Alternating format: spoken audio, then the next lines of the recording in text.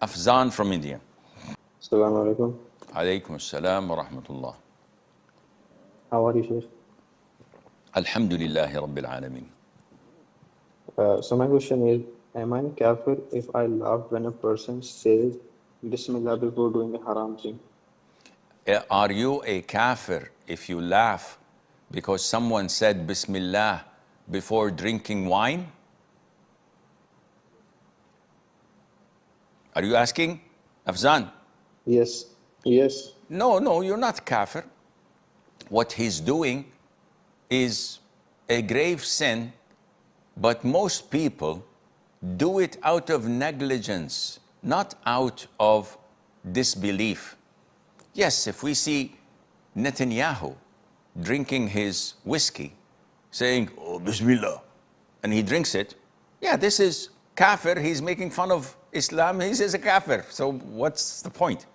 But a normal Muslim, a sinful Muslim, who's used to saying Bismillah whenever he eats and drinks, and it so happens that he felt weak and he fell in the steps of shaitan, and he was tempted to drink a beer or a whiskey or wine. And by nature, he just said, Bismillah. And he drank it. We laugh because what is this fool doing? It's a major sin to drink. And you're saying Bismillah? If anyone would have asked him, Akhi, are you saying, oh Allah, bless my wine? Bless my whiskey for what I'm doing? So, A'udhu Billah. No way, man. This is kufr. So, again, throwing the labels of kufr, unfortunately nowadays is becoming a trend.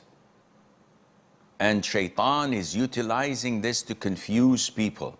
Most of the counseling sessions that I have are on such topics where people are so confused. Am I a kafir? Is my wife divorced because I've committed an act of kufr? Was this halal? Was this haram? And shaitan plays with them like a football. People don't understand their religion, the basics of the religion, the simplicity and ease of Islam.